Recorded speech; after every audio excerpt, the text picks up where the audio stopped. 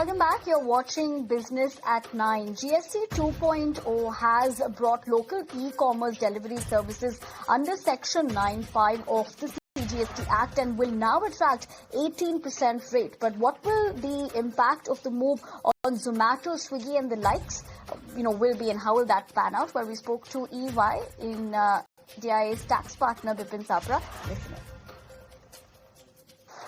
Any delivery of goods which would be termed as a local delivery services, and the government has not come out with a clear definition as yet. But local delivery services, which we assume would be either within an intracity or within a particular kilometer, and there may be a combination of all that when the definition finally comes out. But that will be the service of delivery which would be provided by these e-commerce operators. And the liability is now being shifted to the e-commerce operator for the delivery part also. And hence an 18% levy will come on that. So there will be two components as things, if the current business model continues, 5% on the food being delivered and 18% on the delivery services. That's the difference which will come going forward. So the cost would definitely go up if an 18% tax is levied on a delivery fee. But then the other quick service delivery operators like Zepto and Blinkit are charging 18% on the delivery services on a very different model, and that's being done. So there would be some change in the business models or some change in how the tax is being collected, but this will equally impact trucks and three-wheeler truck type operators. Moving on from that, clearly, when you're talking about after the big GST reset, autos clearly believe the industry will benefit in the first order effect. In fact, demand will surge and festive sales are expected to be robust. This reform push comes at a time when the auto index is already the best YTD performer. Shrishti Sharma with this report from Volkswagen Downtown in Mumbai with FADA Secretary Amar Jatin Sheth. Listen in. When the GST regime came into force into the country in 2017, there was a tax angle and which was going to the center. Of course, the states had their share, but there were certain states which were coming into a deficit. So to balance those, the government came up with the concept of a compensation cess. So it is actually a compensation to those states which were in the deficit. The legal age, as per our provision of the GST Act of the compensation cess, after an extension it got during the COVID period, is ending now. So by law, compensation cess has to go away. And that has happened in this announcement at the GST Council, where there will the cess has been subsumed by the GST Act itself. So there will no longer be a compensation cess. So I think there is a little bit of myth still in a customer's mind that GST has actually increased from 28 to 40%, but that's not true, because the GST as a tax itself has increased, but if you add the GST and the cess, it has actually come down. So across segments, the cess amount was different. We had starting from 1% going all the way up to 22%. So we had vehicles at 29% GST plus cess to all the way up to 50% plus GST and cess. So why don't I just show you on a absolutely. Paper. That how is the breakup like, and would like to explain and get more details on that? Sure. So if we can see here. Yes, and that's the breakup is all about. So if we look at this is a typical pro forma invoice that we have. So in that, if we look at the GST amount, it's 28%. Oh yes. Which is broken up into SGST, CGST, IGST. But we also have a cess component, which is at 17%. So if you add both of them, it comes to a 43% total. So that itself comes down in this segment to a 40%. So that's where your difference you is. Get the benefit. But overall, it's not coming down from 18 to say 28 to 18 in the smaller category, or 28 to 40.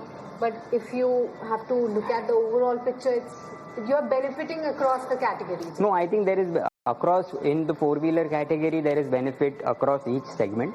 The smaller cars from 28, like you rightly said, to 18, which is a large difference for in that category, because it suddenly becomes more affordable to a whole wider range of people. And in the larger cars, from moving to approximately a 45 or a 50% to coming down to a 40% capping. So that is a large movement across. Let's touch upon the compensation part, because we did understand the breakup, but what happens now? Because this is a sizable percentage and an amount that we are talking about. So this is the problem between the manufacturer and the dealer. It's nothing to do with the customer, right? It is whatever this customer doesn't. Yeah, we read this and we want. No, and he has to pay a GST amount in total, so which is capped at 40%. So for the customer, there is nothing to worry about at all. It is something between the dealer, manufacturer, and maybe the finance ministry that a solution needs to be coming up. But yes, it is a concern for the dealer community at large, because in our books we do have input for the cess amount, which we are waiting for clarification that since everything else has gone so well and the GST Council has been kind enough to pass these type of directions ahead, that this will also find some solution, because otherwise it is a huge impact. So across the automobile industry, it's close to 2,500 crores. So it's an extremely large number, and that a dealer of course won't be able to support. So we are looking at the transitions coming in and hoping that there will be some sort of clarity given forward.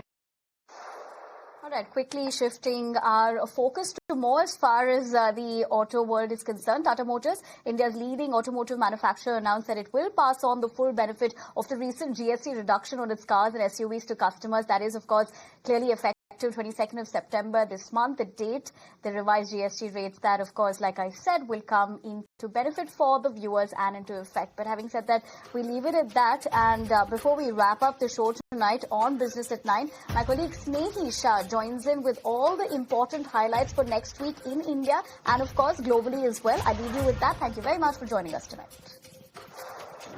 Yes, it's going to be a busy week for us because lots of cues to watch out for in the week to come. Let's start by looking at everything expected back home. On the 10th of this month, we're expecting to see the monthly AMFI and SIP accounts data, so that is going to be keenly watched out for. Of course, your Nifty expiry on Tuesday and Sensex expiry on Thursday will be key triggers. And on Friday, that's the 12th of September, you have the India's inflation print in the form of CPI that will be released, so another key metric to watch out for.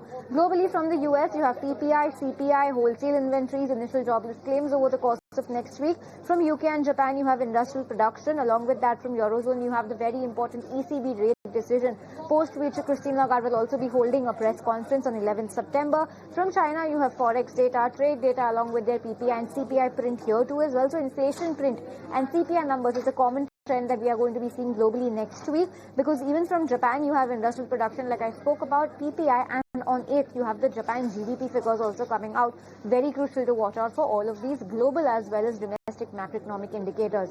In terms of corporate action and board meetings, as of now lots of stocks will be going ex-dividend, they'll be trading ex-dividend, or it's going to be the record date for lots of them as well. So watch out for all of these stocks. On the 10th of September is going to be the last day to buy the shares of Patanjali Foods if you wish to be eligible for the record date for their 2:1 bonus issue. Other than that, in terms of AGMs over the course of next week, you have Triveni Engineering, 5-Star Business, Deepak Fertilizers, VIP Industries, Prestige Estates, Equita, CESE, Keynes, Root Mobile, Whirlpool, Kalyan Jewelers, MCX, and a whole host of other companies hosting that AGM. So watch out for announcements on that front as well.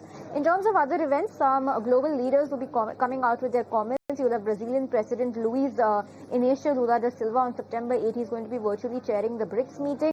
You have comments coming in from François Villeroy de Gallo. You have the European Commission President Ursula von der Leyen also going to be speaking. So is the case with Christine Lagarde and ECB Governing Council member Oli Rehn.